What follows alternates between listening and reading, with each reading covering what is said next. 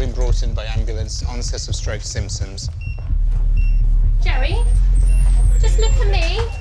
Keep your eyes open nice and wide. Look at me, look at me, look at me. Jerry, look at me. Can you see me all right? 87-year-old Jerry has been brought into Charing Cross Hospital after suffering a stroke. Jerry, can you see my hand waving? A medical emergency that occurs when the blood supply to part of the brain is cut off. Jerry, open your eyes and look at me. Family just suddenly saw him go. I got a telephone call from my son to say Dad wasn't well, come home quickly. Just one look and I knew what was happening. Jerry, same on the right. Jerry is being looked after by doctors from the hospital's acute stroke unit. As soon as this is in, can you book it? 70% of their patients are over 65. The longer you wait to try and restore blood flow to a part of the brain that's been affected, the more brain cells or neurons will die.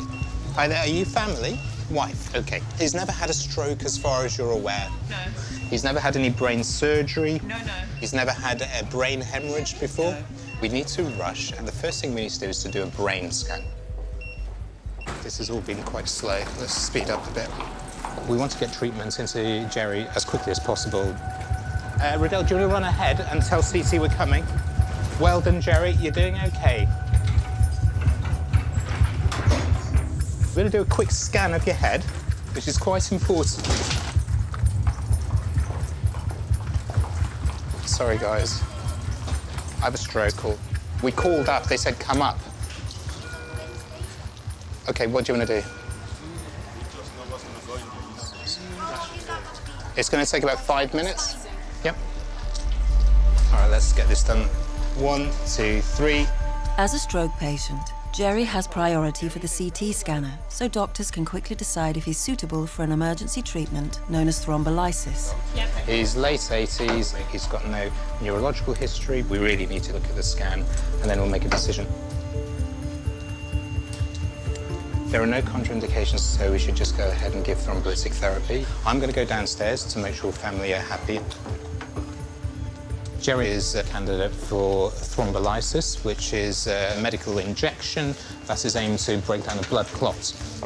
Giving thrombolysis to the wrong patients can cause hemorrhage or bleeding, and that hemorrhage can be life-threatening and can even cause death. Riddell, can you get the thrombolysis ready? I'm ready already. Come and sit down for a while, OK? Jerry's just having the last few scans. There's no bleeding into the head as far as we can tell, so it looks like this is a stroke that's been caused by a blood clot. And the best course would be to give him this clot-busting treatment.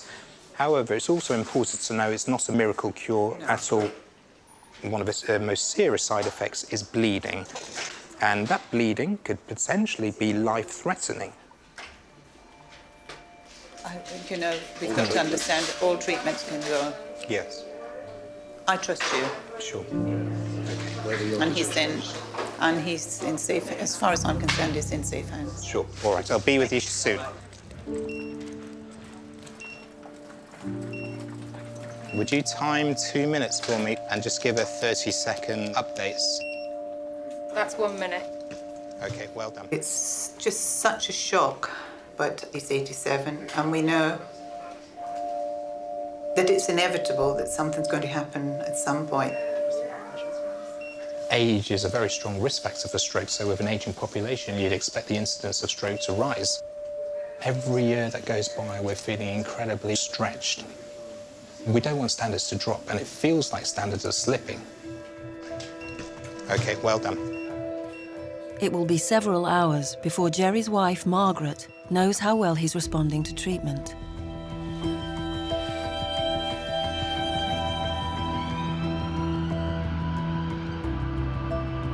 Along with Charing Cross, Hammersmith is one of the 5 hospitals that make up Imperial College Healthcare NHS Trust.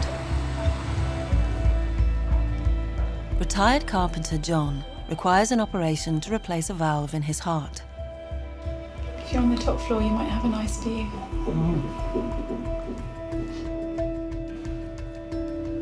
John's procedure, known as a TAVI, a Transcatheter Aortic Valve Implantation, will be conducted by consultant cardiologist Iqbal Malik.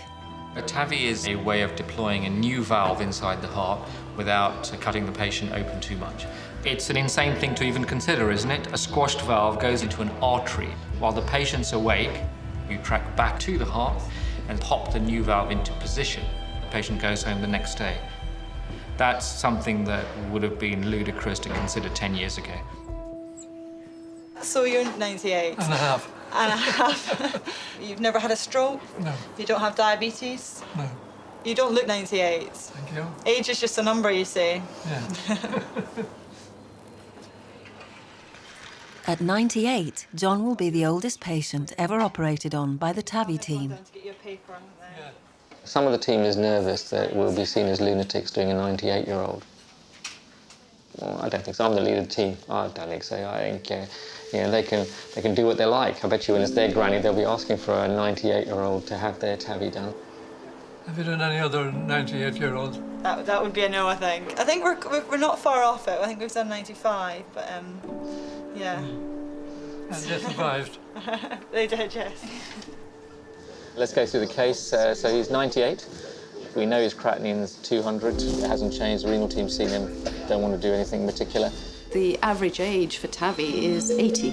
So these are patients who can't have open heart surgery. And a number of years ago, we couldn't offer patients anything. So now we're in a privileged position of offering TAVI to these elderly patients.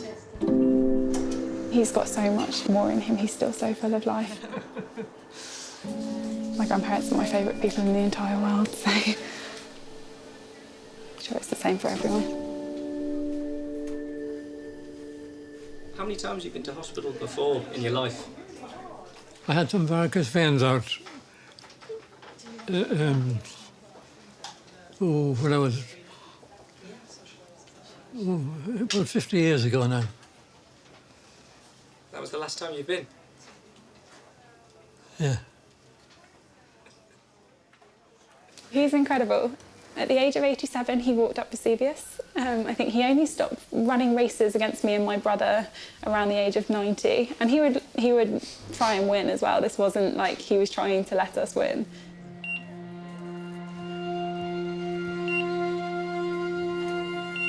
She says, they haven't done anybody my age before.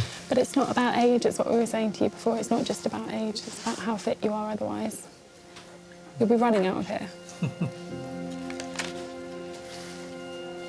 3 choices. Give it up, give in, or give it your all. It's now a good time to ask you what you'd like for Christmas. I'd like to be alive.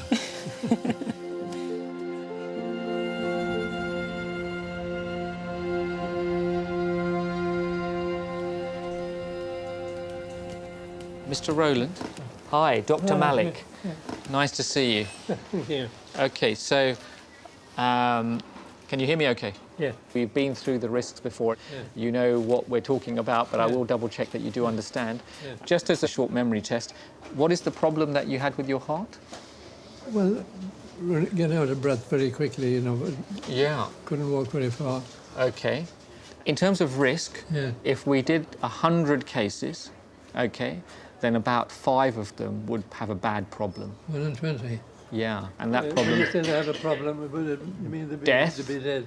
Stroke, bleeding, heart attack. OK, is that an acceptable level of risk for you? Yeah, well, I haven't much alternative. OK. What's your date of birth, John? March 1918. 1918, my goodness. OK, and can I just get you to sign on the dotted line, John, if you're up for having this procedure done? It's a miraculous treatment for the older patients that we couldn't treat before that we're now treating. Every cardiologist would hope to have one really important step that has suddenly changed in their lifetime that they can experience. And I think for me, at the age of 50 now, it's TAVI.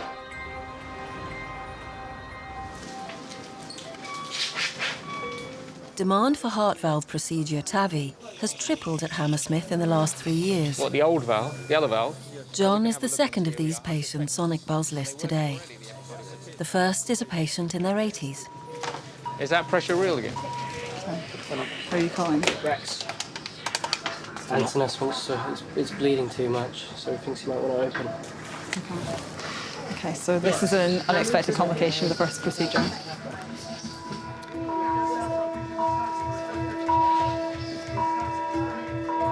The first case hasn't gone according to plan because there's been some bleeding internally. TAVIs, you can't quite predict what's going on. Normally, they're very straightforward, and this is the first for the year where we've had a major complication.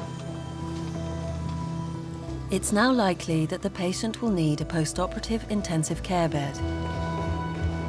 But that means one won't be available for 98-year-old John if his operation runs into trouble. I'm trying to find another bed. Sometimes if they've got any capacity here, we can use one of their intensive care beds as a backup, fallback, for the next case. Hello, are you the boss? I am today, yes. You may have heard we had a bit of a emergency in the first procedure today. Yeah. We've therefore lost our ICU bed, but we have a second TAVI. Yeah. We need a fallback critical care bed because he's 98, otherwise quite well, no previous surgeries. We're full at the moment, 16 patients in 16 bed spaces. I'm sure 2 of the patients were going to go, and I think 1 was a cardiology patient. So the deal is we have to take one back? Yeah, there'll be a degree of swapping. Okay. We are in some difficulty in there. The bleeding's restarted, and therefore we can't really think about other cases. We have a senior surgeon operating, but I think the rest of the day in this particular lab is not going to be working out. I think we're going to have to cancel the TAVI. This is just not realistic. We're not even ready now, and by the time he gets on, it'll be 4. By the time we finish at 6, if something goes wrong at 6, we're much less covered. So I think it's safety first.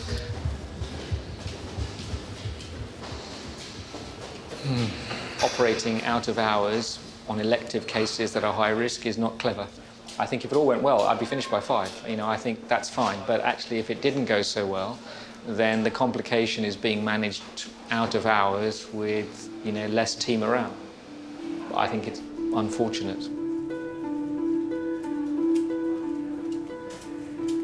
So, old Father Time has defeated us. So I don't exactly, just your luck. But the thing that's destabilised us is a very rare eventuality. Yeah. So sorry about today, okay? I'm going to get them to give you a cup of tea, give you some food, because we've kept you starved all day, okay? Okay. Okay, so I'm just coming down now. Yeah. It's something I wasn't expecting. I was almost certain that it was going to happen today.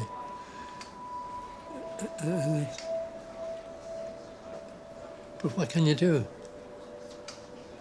We know that there is a risk to doing the procedure, but we were told by the cardiologist without this operation he has a 50% chance of sudden death. John will have to come back next week for another attempt at the procedure.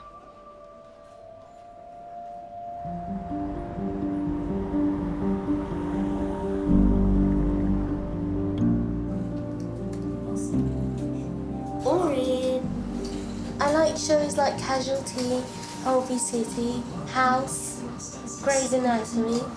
I like stuff like that because I'd like to be a children's nurse and help people like me. How are you doing? How are you feeling? Good? The Trust's Paediatric Centre offers pioneering treatments for patients up to 19 years old. Just lift that up for me a little bit, you. Debbie was diagnosed with sickle cell disease when she was 3. Sickle cell, it's like a blood disorder. It causes pain in the joints and your arms and your knees and your legs, but it can affect any part of the body, really. Can I pop this here? Yeah. But more severely, your brain. It can cause strokes and neurological problems, and that's what happened to me. That's when they considered that I need like a transplant so that I don't get any more damage to my brain. The only cure for sickle cell disease is a bone marrow transplant, which 18-year-old Debbie has been waiting for since 2009. A standard bone marrow transplant requires the donor's tissue type to be a 100% match. Doctors have been unable to find Debbie a suitable donor, but a new treatment is offering her a lifeline. Sally, how is Deborah today? Not feeling very well. Would you mind giving me her chart so I can have a look at it? In normal circumstances, were you to do a 50% mismatch transplant, that will almost certainly lead to the patient dying from the new bone marrow attacking the body of the patient. But we now have a method which will enable this new bone marrow, which is only 50% matched, not to be rejected by her body. Doors opening. This new method allows Debbie's 22-year-old brother Sam to be her donor, even though his tissue type is only a 50% match with hers. I'm here to see Debbie. Deborah. 13. What way, that way? Or... Bless her, because of the illness, she hasn't had that 18-year-old life at all. So if I can give her a chance, a fighting chance to obviously never have to be in that condition again or go through all the crisis she's been going through again, because she's got so much to catch up on and so much more to do. And I remember when we used to go to the same primary school, me always looking out for her, like going into the younger playground to see if she's all right. So luckily enough, that was a close match. Debbie. Oh. Have you been worrying about things? No. OK, because all that worry is for us, OK? It's only that when her dad is not here, she's worried. She's worried, OK. She wants me to be here 24/7. At the moment, this type of transplant for sickle cell disease is only funded for children and young adolescents up to the age of 19. And then you have some more of the MESNA, which is the kidney protection, running afterwards. Is there a risk of death with this type of bone marrow transplant? Yes, there is a risk of death. And the risk does go up with the degree of mismatch of the donor. However, as current situation stands, this is Debbie's last chance to get her bone marrow transplant. They said it would come with loads of risks, but I just wanted to have it so that I can continue with my life.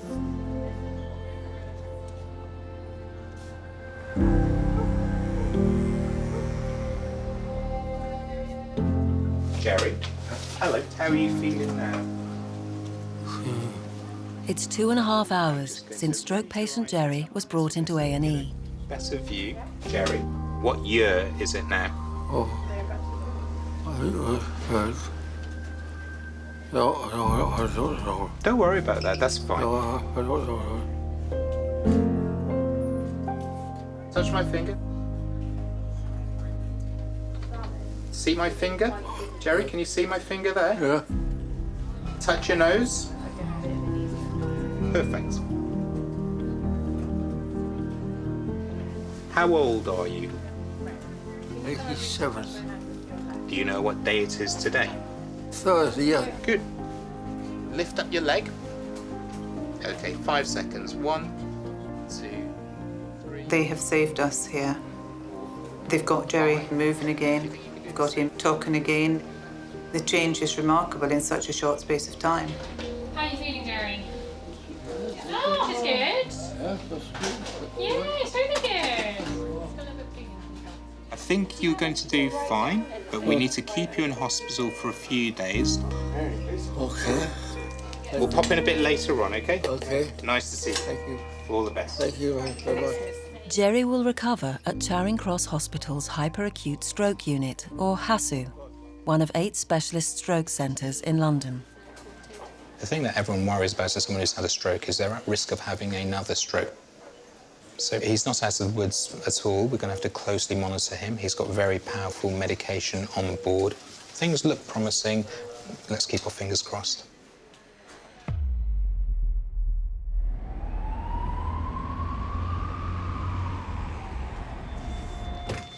I'm going to put it over the top because it will be finished before that, probably. 18-year-old Debbie is preparing for her bone marrow transplant by receiving chemotherapy to deplete her immune system. Chemotherapy just makes you feel completely lifeless. You don't want to eat. It makes you feel so sick, like you've got no energy whatsoever and you just can't do anything.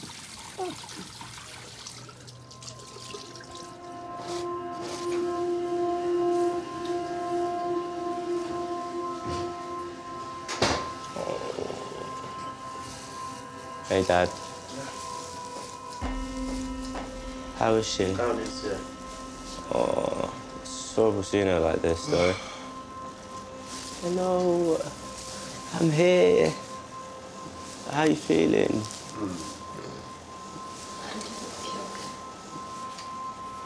Oh, I didn't realise it was to this extent. Debbie. Don't worry. I'll see you soon, yeah? That was very difficult to see. Never seen her like that, ever. Ever. And I've never really heard her say she feels not good. Even if she don't feel good, she'll say she feels all right, do you know what I mean? She was always very optimistic, but obviously the chemo's obviously left her, rendered her into that sort of state, hasn't it? So it's very hard. Very hard to see.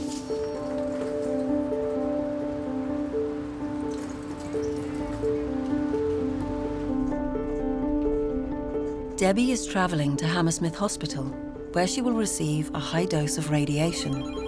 Are they on their way? Right, great. Thanks, bye. It's the last stage of treatment before her transplant. Hi, Deborah. My name's Faye. I'm one of the radiographers doing your treatment today. We're going to be putting some little measuring devices onto your skin. Just do a small little dose first, and then once we're happy, we'll then do the main part of the treatment. You OK? Do you want some water? No? Headache.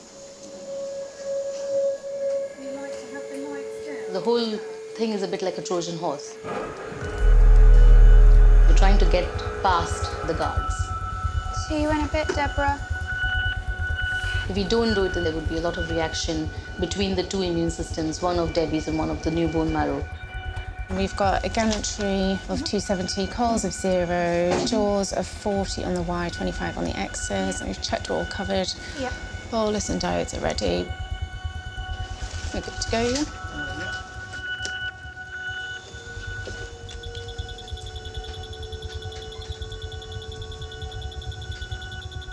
She doesn't seem very well at all. Has she been like this just today, or? No, about a week now. I feel for her. I can't recount how many times I've rushed Deborah in the middle of the night to hospital. She was very nervous about today. So not knowing, isn't it? Like lateral. It has been a very, very rough and long journey. I've been looking after her since her mother left 11 years ago. We'll finish. I feel for her because it has been a struggle. But Dr. De La Fonte said the bone marrow transplant success rate in his hands is very high. That's what he said, and I believe his word.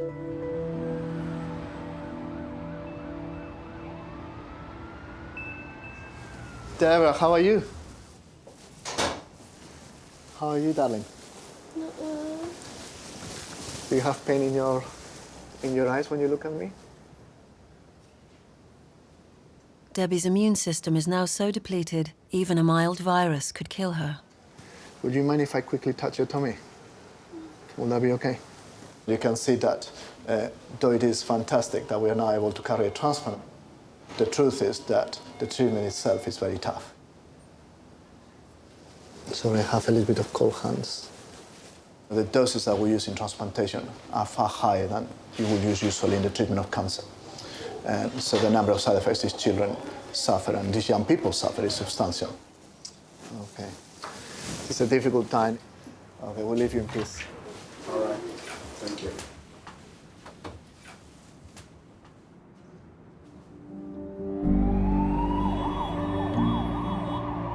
So we are going to attend the TAVI multidisciplinary team meeting, which is a meeting we have every week, essentially, to discuss all cases that we are considering for the TAVI procedure. For a second time, consultant cardiologist Garda Mikhail is preparing for 98-year-old John's heart valve procedure. So it's multidisciplinary. It's attended by cardiologists, surgeons, echo imaging doctors, CT doctors, so all the TAVI team. Okay, good morning. So the first case is Mr. John Rowlands, 98. This case was the case that we were supposed to do last week and it got cancelled. So we're just rediscussing him because he's booked. Can I just ask first? So 98. 98. You need to persuade me that there is no frailty. Can we just re-review the echo and the LV function? Sonta, do you want to take us through the echo? Yeah. The first picture, the pattern. In many ways, we are, and the NHS is a victim of its own success. So we have so many elderly patients now. And we are getting into discussions about life expectancy when patients are already in their 90s. So he's got TR, but the PA pressure was up as well, with a good ventricle. How do you explain that? Overall LV function looks preserved. With the TAVI MDT, it's particularly difficult because this is a high-risk group of patients. Cost does come into it, so I have a responsibility to manage the resources effectively. But actually, we try and pick the winners on clinical grounds, and we have to decide, does he have enough reserve to come through the procedure? Because I'm afraid it is the case that you can have an outcome which is a fate worse than death. So it is quite challenging. 147, is that a recent change? Or? He's had increasing shortness of breath over the past 6 months. 6 months ago, apparently, he was walking about 4 miles, and now he can only walk about 200 metres. He's never smoked. He's got good lung function. With severe aortic stenosis and slightly raised pulmonary artery pressures. He's got a very supportive family as well, who are all sort of on board with TAVI. He's just very keen to have something done. He wants to continue living and have a good quality of life and wants to be less symptomatic, but he's not low risk at 98. He's not going to be low risk. I'd want a clear statement that he understands that as well. The last conversation we've had with him, he will accept risk just to feel better. Okay, fantastic. So he's all set. We can't be ageist. We are dealing with an aging population, and he wants a better quality of life. We can't deny a patient that, no matter what their age is.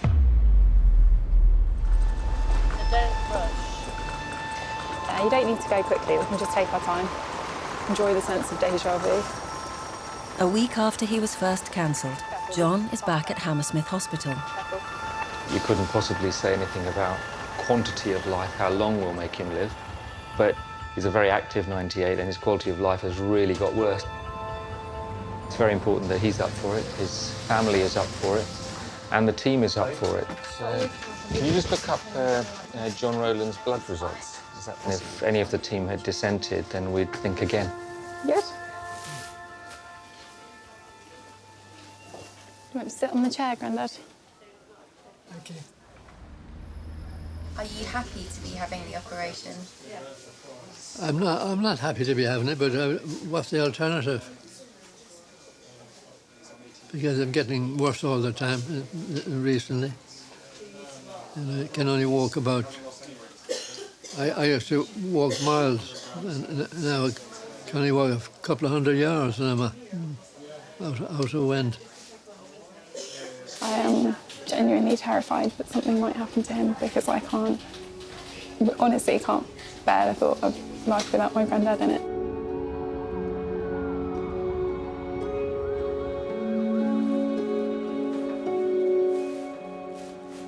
It's just about waiting now, isn't it? Even the bride is waiting. She's waiting for it to happen.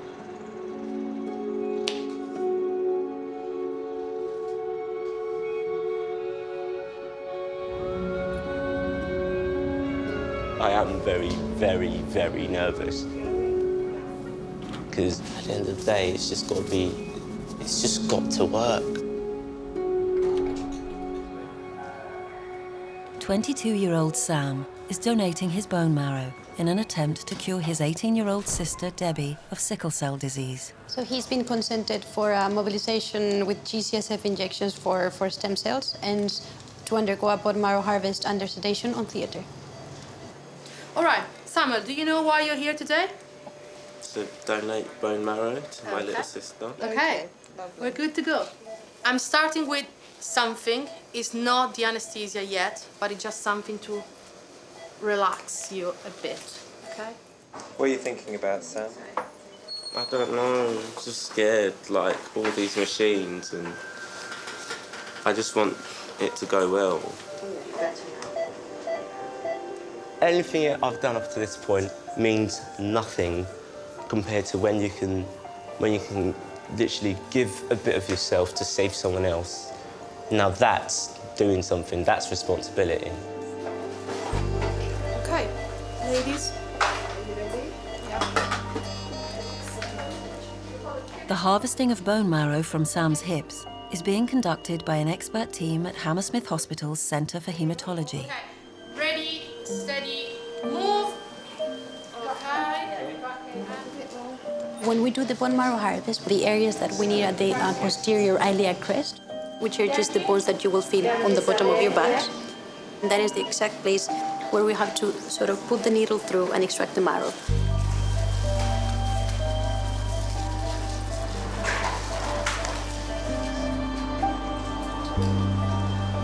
The whole process will last less than 2 hours.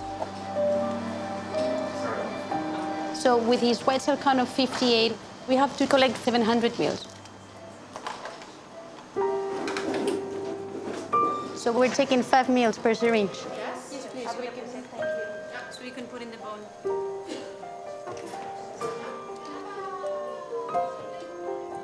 At the end of the day, it's just the gift of hope. You know, it's just the gift of life. It's quite similar to blood. So you wouldn't be able to sort of distinguish. Before Sam's bone marrow can be transplanted into Debbie, it must be tested in the haematology lab. One of the big requirements of the whole process is that the product is sterile and free of contamination. So before we do any processing with the harvest, we take some blood cultures just to make sure that the product that we got from Sam was harvested in a sterile way, and then that there's no microbial contamination.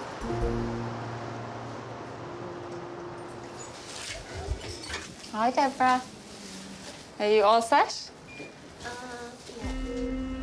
15 years after being diagnosed with sickle cell disease, Debbie is receiving the new bone marrow that could cure her. So these are your cells. Can you take a picture of it? Yeah, you can. It's all your brother's bone marrow. Cool. It's just like a blood transfusion. Debbie's half-match transplant has the risk of rejection, so the body rejects literally the new tissue. So you're going to have 15 drops in 15 seconds. Okay. However, 90% of the children have not only survived the transplant but also been cured of their underlying disease. How long will it be? It will be about 3.5 hours. But unfortunately, some complications can never be completely prevented. It will be a few weeks before doctors know if the bone marrow transplant is a success. By the grace of God. But this one will end the whole crisis.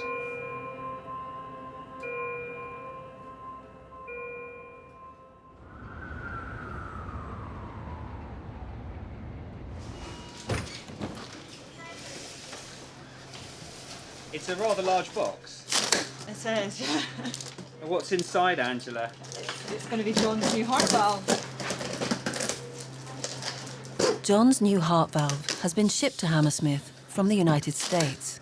It comes with lots of important kit to try and help us make it small enough to fit inside the body. So that's the actual valve itself. And we need to check we've got the right size. 26 valve, and it's the correct size we've got there.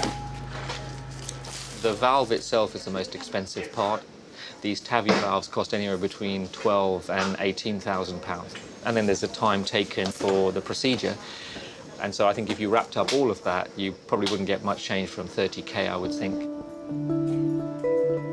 But it's cost effective because if he came in heart failure, he's likely to stay 2 weeks on the first admission, probably 10 days on the second admission. If he makes it to a third admission, it's probably another 2 weeks.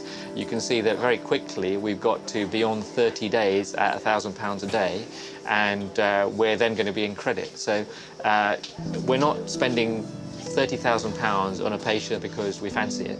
We're spending £30,000 not only to help him and his symptoms, but I would have a very strong argument that that is actually going to save the NHS money in the long run. Okay, Iqbal, the operator, Garda, the other operator. Danny, anaesthetic nurse. Julie, anaesthetic fellow. Gia, nurse. Okay, fantastic. So there's a large team around. I'm sure. Good team. Good, a good, very good team. Thank goodness. Okay. Not a brain in this lot, must be. Yeah, a lot of brains, exactly, a lot of brains. Some of them working as well. So, okay, so we've got your name sorted out. The procedure, it's a transfemoral TAVI. Right leg is the main access, 26mm S3 valve. We've just checked that all. Okay. So, John, you're part of the team. So we need to keep you nice and still. Okay.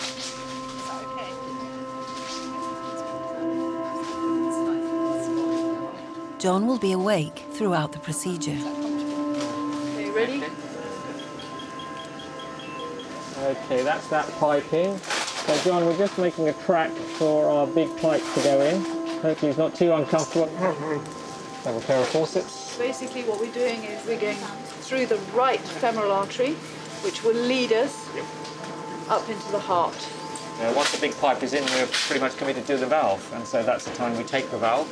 It's prepped over on the other table. So that's what the valve looks like, and that's the 3 cusps.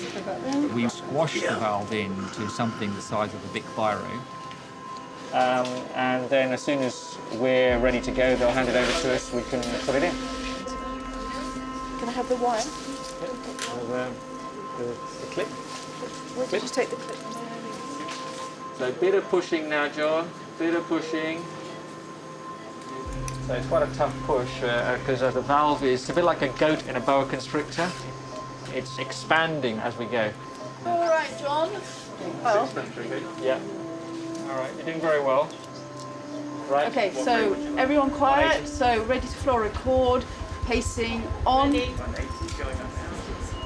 Balloon up, slowly, slowly, slowly, slowly. Balloon down. Pacing off. Okay.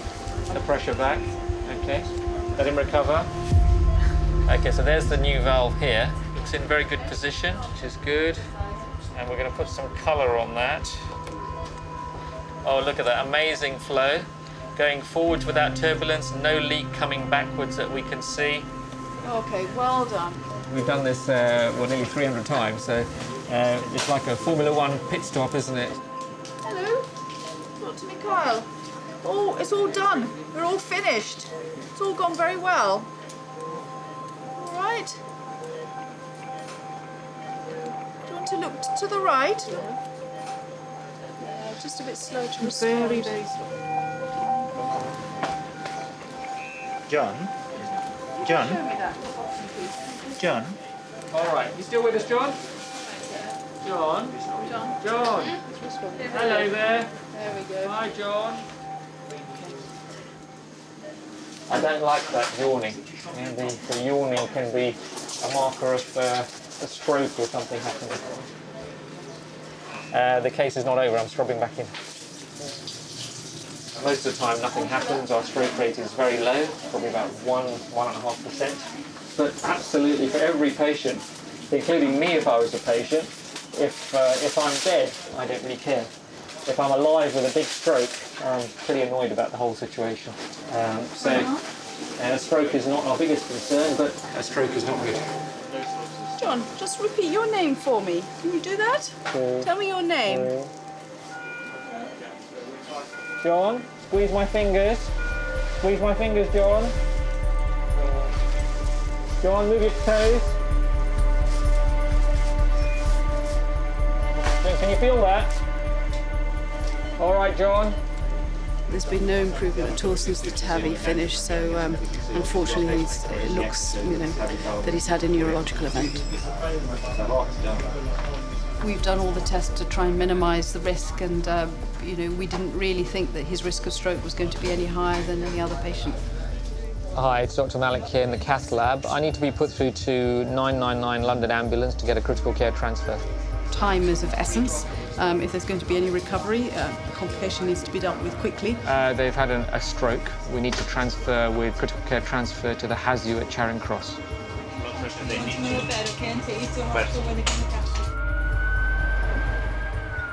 We're going to phone your family so they know where you've gone, right?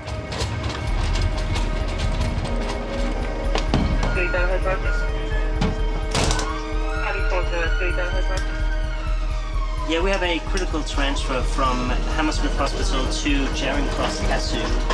We have a 98-year-old male who had a stroke during a procedure. Oh, hi, it's Dr. Malik here from the Hammersmith Hospital. Unfortunately, there has been a complication during the procedure, and are you in a position to talk about that? Okay, so he's still with us. The problem is we think there's a stroke. So our only hope is that he's in that 1/3 that recover completely and not the 1/3 that do very, very badly. And we can't tell really at this very early stage which group he's actually going to be in. All right, okay, sorry the news is not better. No problem, no problem. Okay, all the best now. Bye now, bye.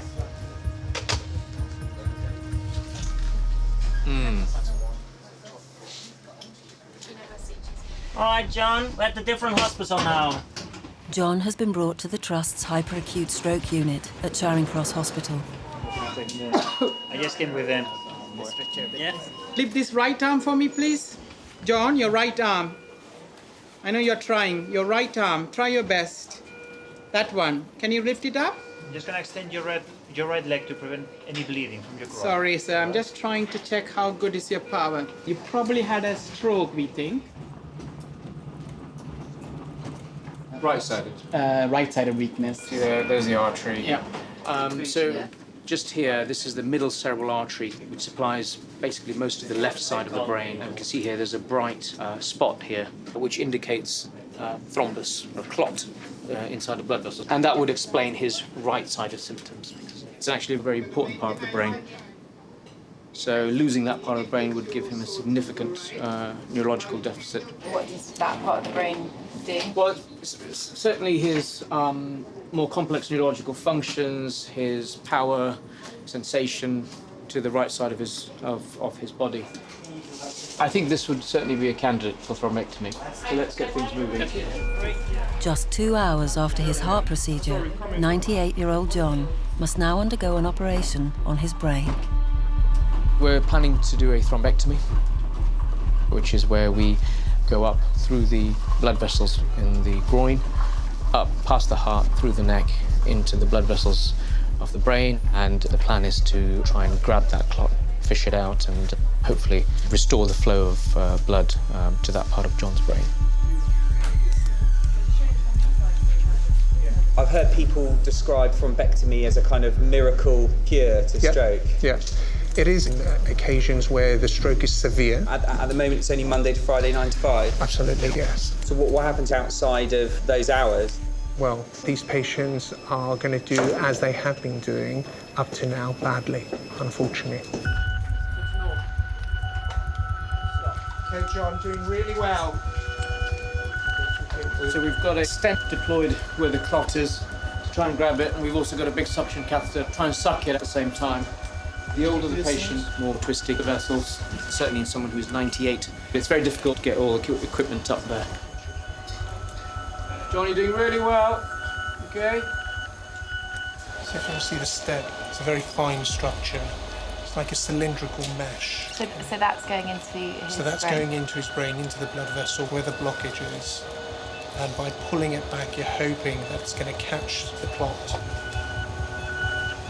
Nice and still, you're doing well, sir. So we're quite deep now into the vessels, close to the limits of how far we can go.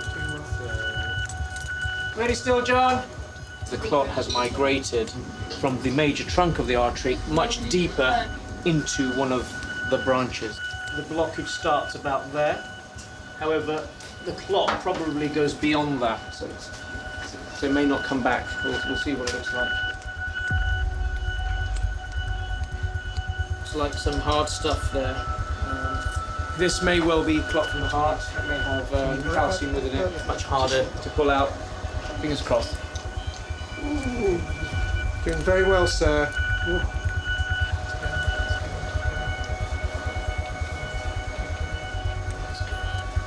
I've got a tiny bit of something.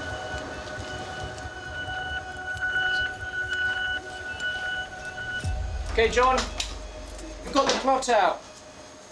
Hopefully you'll feel better in a few minutes, okay? We have some clot stuck at the end of that stent. If you see here, at the end of the tubing, I don't know if you can zoom into, there's a black bit that's just come off there, a very dark bit. It's obviously blocked a major blood vessel that's supplying the left side of his brain. So now you can see that that area of brain before that wasn't filling is now filling. It's amazing you can take that out. Yeah, I mean, it works very well. It often does, it usually does. All right, sir, all the best. I'll see you upstairs. Hopefully, John makes a good recovery from this. All right? There's another stroke has come in. It's just got to be Really? Yes. So, okay, another stroke, let's do it. 1 in, 1 out. Can I ask you, let's just have a look at your arms first, Jerry. Can I ask you just to squeeze my fingers as hard as you can? That's it. It's 6 days since Jerry had his stroke. Lovely. Hard as you can, Jerry. Go on. That's it.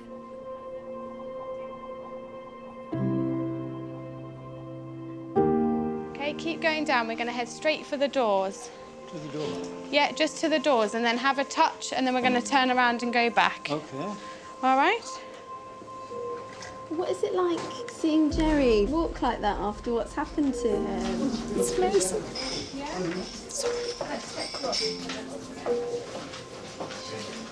We didn't think it. Jerry is recovering well. It was thrombolyzed. It was last Thursday, so he came in. But further tests reveal a narrowing of one of the blood vessels that supplies his brain, putting him at risk of another stroke. So we're having a multidisciplinary team meeting with the vascular surgeons and also the stroke team, and we're having to make a decision what we think the best treatments is for Jerry. Is there any indication for carotid endarterectomy? I think we have to look at the benefits. Certain people can benefit from an operation to clear out the narrowing to prevent further strokes. I personally don't think he should have his carotid done. From my viewpoint, I don't think he is clear-cut at all as to whether we should offer him surgery or not. I'd quite like to see the patient, and then I'll make a judgment. Yeah. So I'll go and see him this afternoon and make a plan. Weighing up the risks, because the purpose of doing the operation is to reduce his stroke risk. He could possibly die having the operation. Doctors will let Jerry decide whether he wants surgery or not. Hello, sir. I'm Professor Davis, and we've just had our meeting to discuss whether you should have an operation to reduce the risk of having a stroke, or whether we should just carry on with various medicines. I personally think your risks of going on to have an operation are such that it's a very difficult balance. My advice would be that you would be better off having the appropriate medicines and see how you get on. Now, do you have any immediate thoughts about what I've said? I really don't want everything to do an operation. Right, okay. We will tell them that that's what is your preference. So all in all, I can in a way say cheerio, because there's nothing in a way for me to do, and I will get Dr. Hals to come back and see you and go from there. Nice to see you. Nice to know you see it then. Okay, and nice to see you again. Okay, take care. I think there are quite a lot of people who have decided, particularly as they get older, that they do not want to have a surgical intervention. It's a known surgical intervention that comes with a given risk, and therefore feel that they would like nature to take its course. You've got to sort of weigh up the pros and cons, and I think there are a lot of risks, regardless in what way you look at it, but I think having an operation, the risk is much bigger. Well, I think that anyway. I tend to agree with Jerry, for once. Cool. Right.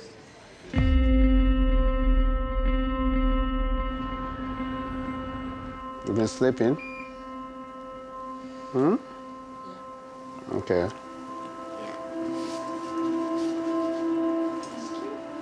Since her bone marrow transplant, Debbie's blood samples have been sent to the lab every day to see if her brother's cells have taken hold, a process known as engraftment. Hi, calling from Grand Union Ward. We've got some urgent bloods to be collected, please.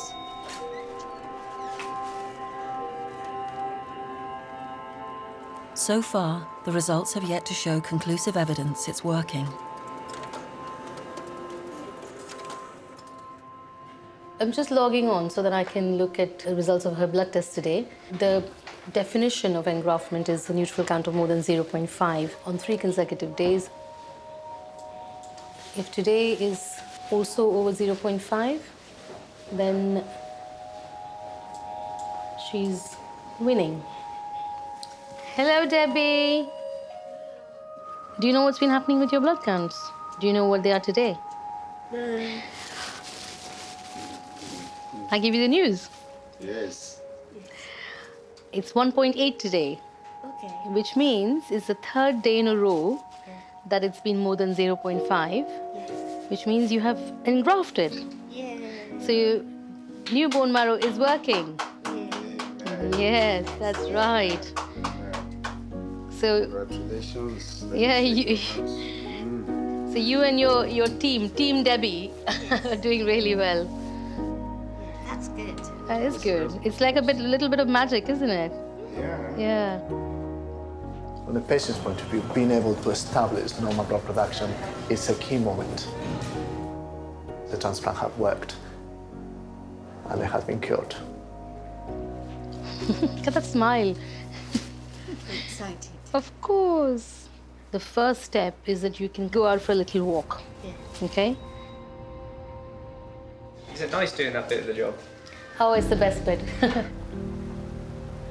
Overall in the UK, care of sickle cell in childhood is absolutely excellent and is world class.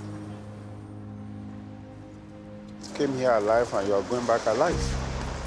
That's God for you. Yeah. She's very fond of me, and I'm fond of her. I don't think we can live a day apart. What's it feel like to be outside, Deb? Good. I like it. It's a bit cold.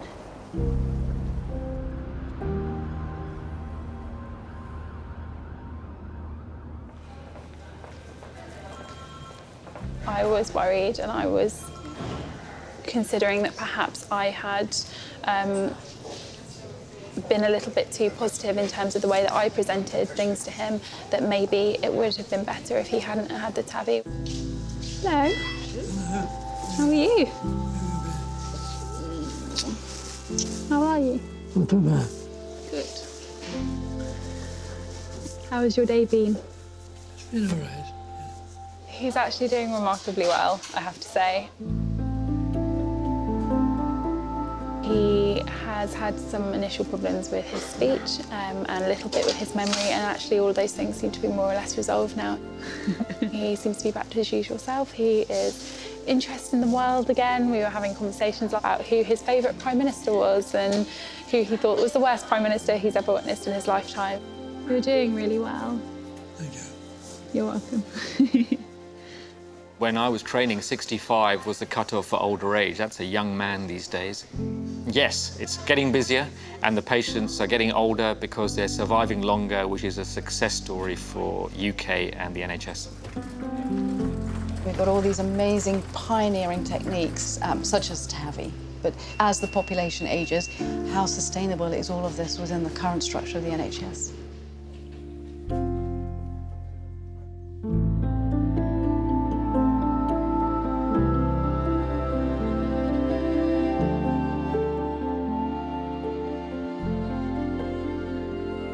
So worth it, because I get to give her another fighting chance, which is beyond something I could ever dream of doing.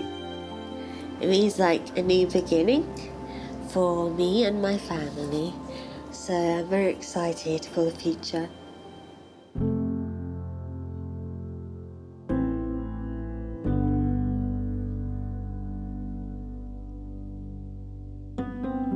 I think we did make the right decision, and his heart apparently is working beautifully. So I think he has every chance now that he's had the TAVI of getting to 100, and if he does, my goodness, the party will have at that point. Can't wait.